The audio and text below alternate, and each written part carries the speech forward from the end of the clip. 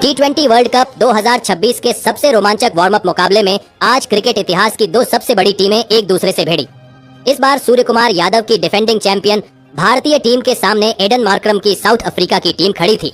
इस रोंगटे खड़े कर देने वाले महामुकाबले में भारतीय कप्तान सूर्य कुमार यादव ने टॉस जीता और पहले बल्लेबाजी का फैसला लिया और साउथ अफ्रीका की टीम को पहले गेंदबाजी के लिए आमंत्रित किया। उसके बाद रनों की बारिश करने के इरादे से भारतीय टीम के दो दिग्गज ओपनर बल्लेबाज मैदान में उतरे। T20 रैंकिंग के नंबर 1 बल्लेबाज अभिषेक शर्मा और इस बार उनके साथ आए ईशान किशन के कंधों पर इस महामुकाबले में अपनी टीम को एक विस्फोटक ओपनिंग शुरुआत दिलाने की बहुत ही बड़ी जिम्मेदारी थी। तो वहीं साउथ अफ्रीका की टीम की तरफ से पारी की शुरुआत करने और पहला ओवर डालने आए लुंगी एनगीडी के खिलाफ शुरुआत से ही ईशान किशन ने अपने बेहतरीन फॉर्म का बखूबी इस्तेमाल करते हुए 2 आसमानी छक्के इस पहले ही ओवर में लगा दिए थे। ईशान किशन के बल्ले का गेंद के साथ इतना बेहतरीन मिलाप हो रहा था जिसके चलते गेंद सीधे दर्शकों में जाकर गिर रही थी। तो वहीं इस पारी के चौथे ओवर में कॉर्बिन बॉश के खिलाफ शांत बैठे अभिषेक शर्मा ने अपने बल्ले की ताकत दिखाते हुए बैक टू बैक 3 जबरदस्त चौके लगाकर अपना खाता खोला था। अभिषेक शर्मा और ईशान किशन की इस जोड़ी ने बहुत ही ज्यादा खतरनाक शुरुआत इस मुकाबले में की थी जिसने साउथ अफ्रीका के कप्तान एडन मार्करम के होश उड़ा दिए थे। लेकिन अब इस पारी के 5वें ओवर में एनरिक नोकिया गेंदबाजी पर आए थे, लेकिन एनरिक नोकिया के इस ओवर में अभिषेक शर्मा और ईशान किशन ने मिलकर तहलका मचा दिया और इस एक ही ओवर में साउथ अफ्रीका के इस सबसे तेज गेंदबाज के खिलाफ एक चौका और 4 ताबड़तोड़ छक्के लगाते हुए इस ओवर से 29 रन बना लिए। देखते ही देखते इन दोनों की 50 रनों की साझेदारी भी पूरी हो चुकी थी। अब इस पावर प्ले का आखिरी यानी छठा ओवर लेकर क्वेना मफाका आए थे, लेकिन क्वेना मफाका के इस ओवर में अद्भुत बल्लेबाजी कर रहे ईशान किशन ने एक शानदार छक्का लगाकर अपना इस मुकाबले का अर्धशतक पूरा कर लिया था। लेकिन ईशान किशन अर्धशतक लगाने के बाद रिटायर्ड आउट होकर मैदान से बाहर चले गए। ईशान किशन की जगह अब तिलक वर्मा बल्लेबाजी के लिए आए थे। ईशान किशन की इसी अद्भुत बल्लेबाजी के चलते 6 ओवरों में ही भारतीय टीम का स्कोर 83 रनों के पार पहुंच चुका था। लेकिन अब पारी के 7वें ओवर में फिर एक बार लुंगी एनगीडी गेंदबाजी के लिए मैदान में आए थे, जिन्होंने अपने इस ओवर में बहुत ही किफायती गेंदबाजी की और एक भी छक्का या चौका इस ओवर में लगने नहीं दिया। लेकिन पारी के 8वें ओवर में गेंदबाजी पर आए जॉर्ज लिंडे के खिलाफ नए बल्लेबाज तिलक वर्मा ने अपने हाथ खोले और एक चौका और एक धमाकेदार छक्का इस ओवर में लगा दिया था। तो वही इस ओवर के बाद सेट होकर बल्लेबाजी कर रहे अभिषेक शर्मा भी रिटायर आउट हो गए और उनकी जगह भारतीय कप्तान सूर्य कुमार यादव बल्लेबाजी के लिए आए। भारतीय खिलाड़ी अपनी टीम के हर एक बल्लेबाज को इस वार्म अप मुकाबले में प्रैक्टिस करवाना चाहते थे और सभी को मौके दे रहे थे। अब इस पारी का 9वां ओवर लेकर फिर एक बार एनरिक नोकिया आए थे, लेकिन उनके इस ओवर में सूर्य कुमार यादव ने दूसरी ही गेंद पर बैकवर्ड स्क्वायर की तरफ अपने ही अंदाज में एक छक्का लगा दिया। तो वही इस ओवर का अंत तिलक वर्मा ने अपने अंदाज में किया और 2 शानदार छक्के तिलक वर्मा ने इस ओवर में लगा दिए। एनरिक नोकिया के भी इस ओवर से 20 रन चले गए थे। लेकिन अब इस पारी का 10वां ओवर साउथ अफ्रीका के कप्तान एडन मार्करम डालने आए थे, लेकिन एडन मार्करम को भी सूर्य कुमार यादव और तिलक वर्मा की इस जोड़ी ने नहीं छोड़ा और पारी के इस 10वें ओवर में भी 2 बेमिसाल चौके इन 2 खतरनाक बल्लेबाजों के बल्ले से देखने को मिले थे। दबाव पूरी तरह साउथ अफ्रीका की गेंदबाजी पर था। भारतीय टीम के बल्लेबाज किसी भी साउथ अफ्रीका के गेंदबाज को नहीं छोड़ रहे थे। पारी के 11वें ओवर में गेंदबाजी पर आए मार्को यानसन का भी हाल इस ओवर में इसी तरह का रहा। दोनों बल्लेबाजों ने फिर एक बार 2 शानदार चौके मार्को यानसन के भी खिलाफ लगा दिए थे, लेकिन इसी ओवर की आखिरी गेंद पर खतरनाक बल्लेबाजी कर रहे तिलक वर्मा को मार्को यानसन ने क्लीन बोल्ड कर दिया। तिलक वर्मा इस मुकाबले में 19 गेंद में 45 रनों की शानदार पारी खेलकर आउट हो गए थे। तिलक वर्मा का यह विकेट साउथ अफ्रीका की टीम के लिए एक सबसे बड़ी कामयाबी थी। लेकिन अब मैदान पर अक्षर पटेल आ चुके थे और अक्षर पटेल ने आते ही इस विकेट वाले ओवर के बाद गेंदबाजी पर आए जॉर्ज लिंडे को अपने कदमों का इस्तेमाल करते हुए मिड विकेट के ऊपर से एक लाजवाब छक्का लगा दिया था। तो वही उसके अगले ओवर में क्वेना मफाका के खिलाफ भारतीय कप्तान सूर्य कुमार यादव का जलवा देखने को मिला और सूर्य कुमार यादव ने अपने चिर परिचित अंदाज में एक लाजवाब छक्का लगा दिया। लेकिन क्वेना मफाका ने अपने इस ओवर की आखिरी गेंद पर छक्का लगाने वाले भारतीय कप्तान सूर्य कुमार यादव को जॉर्ज लिंडे के हाथों कैच आउट कर दिया। भारतीय कप्तान सूर्य कुमार यादव इस मुकाबले में 16 गेंद में 30 रन बनाकर आउट हो गए थे। भारतीय टीम ने 2 बहुत ही बड़े विकेट एक के बाद एक खो दिए थे, जिसके चलते साउथ अफ्रीका की टीम ने भी अब इस मुकाबले में वापसी करके दिखाई थी। अब बल्लेबाजी के लिए रिंकू सिंह आए थे, लेकिन अब पारी के 14वें ओवर में फिर एक बार एडन मार्करम गेंदबाजी पर आए थे।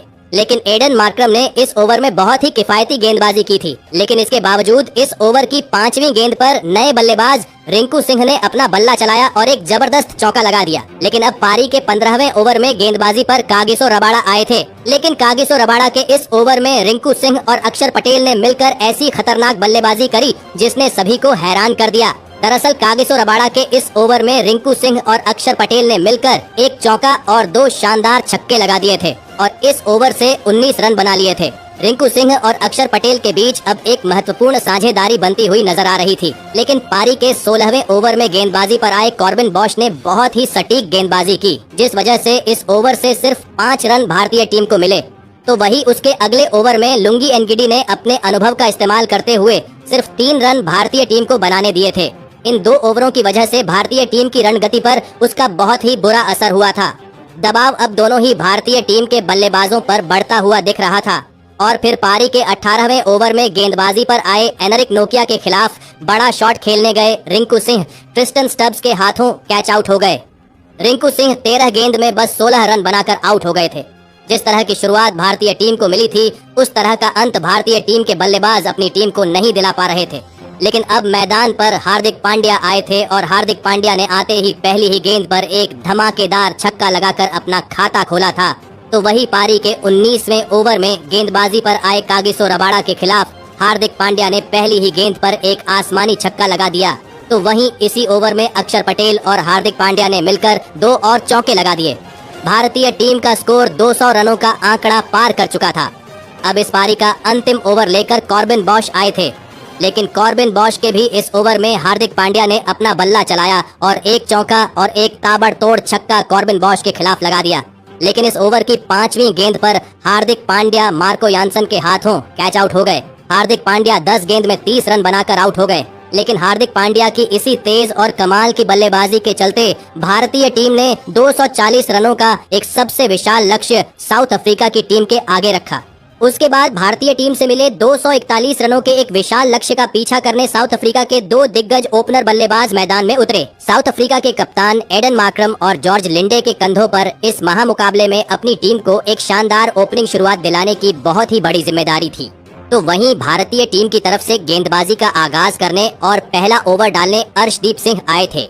लेकिन अर्शदीप सिंह ने अपने इस ओवर में साउथ अफ्रीका के इन 2 ओपनर बल्लेबाजों को पूरी तरह से बांधे रखा और इसका फायदा उन्हें इस ओवर की आखिरी गेंद पर मिला, जहां पर स्ट्राइक पर खड़े जॉर्ज लिंडे एक बड़ा शॉट खेलने की चक्कर में हार्दिक पांड्या के हाथों कैच आउट हो गए। जॉर्ज लिंडे इस मुकाबले में अपना खाता भी नहीं खोल पाए थे। पहले ही ओवर में साउथ अफ्रीका की ओपनिंग साझेदारी के टूटने के बाद अब बल्लेबाजी के लिए रायन रिकेल्टन आए थे। लेकिन अब इस पारी का दूसरा ओवर डालने हार्दिक पांड्या आए थे। लेकिन हार्दिक पांड्या के इस ओवर में खतरनाक साउथ अफ्रीका के कप्तान एडन मार्करम ने छक्कों की हैट्रिक हार्दिक पांड्या जैसे अनुभवी गेंदबाज के खिलाफ लगा दी, जिसके चलते इस दूसरे ओवर से 19 रन साउथ अफ्रीका की टीम को मिले थे। अब इस पारी का तीसरा ओवर विकेट लेने वाले अर्शदीप सिंह फिर एक बार डालने आए थे। लेकिन अर्शदीप सिंह का भी स्वागत इस ओवर में एडन मार्करम ने एक धमाकेदार छक्का लगाकर किया था। वह इस मुकाबले में बहुत ही ज्यादा खतरनाक बल्लेबाजी करते हुए नजर आ रहे थे। लेकिन अब इस पारी का चौथा ओवर हार्दिक पांड्या डालने आए। लेकिन हार्दिक पांड्या ने इस ओवर की पहली 5 गेंद पर बस 5 रन दिए थे। लेकिन इस ओवर की आखिरी गेंद पर फिर से कप्तान एडन मार्करम ने एक धीमी और छोटी गेंद को सही नसीहत देते हुए एक और चौका हार्दिक पांड्या के खिलाफ लगा दिया था। एडन मार्करम की इस घातक बल्लेबाजी की वजह से अब कप्तान सूर्य कुमार यादव ने गेंदबाजी में बदलाव किया और हर्षित राणा को गेंदबाजी पर लगाया। लेकिन हर्षित राणा के खिलाफ एडन मार्करम के साथ बल्लेबाजी कर रहे रायन रिकेल्टन ने अपना बल्ला चलाते हुए एक चौका और एक बहुत ही खूबसूरत छक्का लगाकर कप्तान एडन मार्करम के साथ रायन रिकेल्टन ने अपनी 50 रनों की साझेदारी पूरी कर ली। दबाव पूरी तरह भारतीय टीम की गेंदबाजी पर था और पावर प्ले का पूरी तरह इस्तेमाल करते हुए साउथ अफ्रीका के यह दोनों ही बल्लेबाज आसानी से रन बनाते हुए दिख रहे थे। अब इस पारी के छठे ओवर में फिर एक बार अर्शदीप सिंह गेंदबाजी पर आए थे। लेकिन अर्शदीप सिंह के भी इस ओवर में 2 बेमिसाल चौके रायन रिकेल्टन ने लगा दिए थे। इसी के साथ इस बैटिंग पावर प्ले में साउथ अफ्रीका का स्कोर एक विकेट के नुकसान पर 66 रन हो चुका था। लेकिन जैसे ही पावर प्ले खत्म हुआ वैसे ही कुलदीप यादव को गेंदबाजी पर लगाया गया था। लेकिन पावर प्ले के खत्म हो जाने के बाद एडन मार्करम रिटायर आउट हो गए थे। उनकी जगह डिवॉल्ड ब्रेविस मैदान में उतरे थे। लेकिन कुलदीप यादव के इस ओवर में खतरनाक बल्लेबाजी कर रहे रायन रिकेल्टन ने 2 बैक टू बैक छक्के कुलदीप यादव के खिलाफ लगा दिए। रायन रिकेल्टन बहुत ही खतरनाक बल्लेबाजी इस मुकाबले में करते हुए नजर आ रहे थे, लेकिन अब इस पारी का 8वां ओवर शिवम दुबे को डालने दिया गया था। लेकिन शिवम दुबे ने आते ही अपने इस ओवर की दूसरी गेंद पर डेवॉल्ट ब्रेविस को तिलक वर्मा के हाथों कैच आउट कर दिया। डेवॉल्ट ब्रेविस इस मुकाबले में 4 गेंद में 2 रन बनाकर आउट हो गए थे। साउथ अफ्रीका के सबसे खतरनाक बल्लेबाज का विकेट लेकर शिवम दुबे ने भारतीय टीम को इस मुकाबले में बहुत ही मजबूत स्थिति में पहुंचा दिया था। अब बल्लेबाजी के लिए डेविड मिलर आए थे, लेकिन अब इस पारी का 9वां ओवर लेकर तिलक वर्मा आए। लेकिन तिलक वर्मा के इस ओवर की दूसरी ही गेंद पर नए बल्लेबाज डेविड मिलर ने एक गजब का चौका लगाकर तिलक वर्मा के इस ओवर से 9 रन बना लिए। लेकिन अब इस पारी के 10वें ओवर में T20 रैंकिंग के नंबर 1 गेंदबाज यानी वरुण चक्रवर्ती आए थे, और वरुण चक्रवर्ती ने आते ही अपनी इस ओवर की पहली ही गेंद पर सेट हो चुके रायन रिकेल्टन को ईशान किशन के हाथों कैच आउट कर दिया। रायन रिकेल्टन इस मुकाबले में 21 गेंद में 44 रन बनाकर आउट हो गए थे। वरुण चक्रवर्ती ने फिर एक बार बता दिया था कि क्यों वह इस समय के नंबर 1 T20 गेंदबाज हैं। सेट हो चुके रायन रिकेल्टन का यह विकेट साउथ अफ्रीका की टीम के लिए बहुत ही बड़ा झटका था। अब मैदान पर जेसन स्मिथ आए थे। अब इस पारी का 11वां ओवर डालने अक्षर पटेल आए थे, लेकिन अक्षर पटेल ने भी अपने इस ओवर की तीसरी गेंद पर खतरनाक डेविड मिलर को ईशान किशन के हाथों कैच आउट कर दिया। डेविड मिलर इस मुकाबले में 10 गेंद में 13 रन बनाकर आउट हो गए थे। भारतीय टीम की स्पिन गेंदबाजी ने फिर से अपना कमाल दिखाया था, जिसके सामने विरोधी टीम पूरी तरह बेबस नजर आ रही थी। अब मैदान पर ट्रिस्टन स्टब्स आए थे, लेकिन अक्षर पटेल के इस विकेट वाले ओवर के खत्म हो जाने के बाद अब गेंदबाजी पर कुलदीप यादव आए थे। लेकिन कुलदीप यादव के इस ओवर की दूसरी गेंद पर जेसन स्मिथ ने अपने हाथ खोले और एक स्लॉग स्वीप लगाते हुए गेंद को दर्शकों में पहुंचा दिया। कुलदीप यादव इस मुकाबले में भी बहुत ही महंगे साबित हो रहे थे, लेकिन अब इस पारी का 13वां ओवर डालने का फैसला अभिषेक शर्मा ने लिया था। लेकिन अभिषेक शर्मा के भी इस ओवर में जेसन स्मिथ ने एक और कवर्स की तरफ गजब का चौका लगा दिया था। लेकिन अभिषेक शर्मा के इस ओवर के खत्म हो जाने के बाद अब फिर एक बार वरुण चक्रवर्ती गेंदबाजी पर आए थे, लेकिन वरुण चक्रवर्ती के इस ओवर की पहली ही गेंद पर जेसन स्मिथ ने एक और जबरदस्त चौका चक्रवर्ती के भी खिलाफ लगा दिया था। जेसन स्मिथ अब बल्लेबाजी में गति पकड़ने लगे थे और साउथ अफ्रीका को भी इसी तरह की बल्लेबाजी की आवश्यकता थी। लेकिन अब इस पारी का 15वां ओवर अभिषेक शर्मा को डालने दिया गया था, लेकिन अभिषेक शर्मा के इस ओवर की पहली 2 गेंदों पर फिर जेसन स्मिथ ने 2 कमाल के चौके लगा दिए थे। लेकिन इसी ओवर की तीसरी गेंद पर एक और बड़ा शॉट खेलने गए जेसन स्मिथ सूर्य कुमार यादव के हाथों कैच आउट हो गए। जेसन स्मिथ इस मुकाबले में 23 गेंद में 35 रन बनाकर आउट हो गए थे। अभिषेक शर्मा ने फिर से साउथ अफ्रीका के एक और सेट बल्लेबाज का विकेट हासिल कर लिया था। ज्यादा समय के लिए साउथ अफ्रीका का कोई भी बल्लेबाज भारतीय गेंदबाजी का सामना नहीं कर पा रहा था। अब मैदान पर मार्को यानसन आए थे और मार्को यानसन ने आते ही इस विकेट वाले अभिषेक शर्मा के ओवर में एक लाजवाब चौका लगाकर अपना खाता खोला था। तो वहीं उसके अगले ओवर में गेंदबाजी पर आए शिवम दुबे के खिलाफ तो मार्को यानसन ने ताबड़तोड़ बल्लेबाजी करते हुए 2 चौके और 2 आसमानी छक्के शिवम दुबे के खिलाफ लगा दिए थे। शिवम दुबे का यह ओवर बहुत ही महंगा साबित हुआ था। 22 रन इस ओवर से चले गए थे। लेकिन अब साउथ अफ्रीका की टीम को जीत के लिए आखिरी 4 ओवरों में 77 रनों की जरूरत थी। लक्ष्य बहुत दूर था, लेकिन मुश्किल नहीं था। लेकिन अब भारतीय टीम की तरफ से अर्शदीप सिंह इस पारी का 17वां ओवर डालने आए थे, लेकिन अर्शदीप सिंह के इस ओवर में सिर्फ एक ही चौका ट्रिस्टन स्टब्स लगा पाए थे, जिसके चलते सिर्फ 7 रन इस ओवर से आए थे। अब साउथ अफ्रीका को जीत के लिए आखिरी 3 ओवरों में 70 रनों की जरूरत थी। मुकाबला साउथ अफ्रीका से दूर चला जा रहा था। दोनों ही बल्लेबाजों को जल्द से जल्द कुछ करना जरूरी था। अब इस पारी के 18वें ओवर में शिवम दुबे गेंदबाजी पर आए थे, लेकिन शिवम दुबे ने तो अपने इस ओवर में बहुत ही कमाल की गेंदबाजी की। एक भी छक्का या चौका शिवम दुबे के इस ओवर से साउथ अफ्रीका की टीम को नहीं मिल पाया था, जिसके चलते अब आखिरी 2 ओवरों में साउथ अफ्रीका को जीत के लिए 61 रनों की जरूरत थी। अब इस पारी का 19वां ओवर अभिषेक शर्मा डालने आए थे, लेकिन अभिषेक शर्मा ने अपने इस ओवर में खतरनाक बल्लेबाजी कर रहे मार्को यानसन को ही क्लीन बोल्ड कर दिया। मार्को यानसन इस मुकाबले में 16 गेंद में 31 रन बनाकर आउट हो गए थे।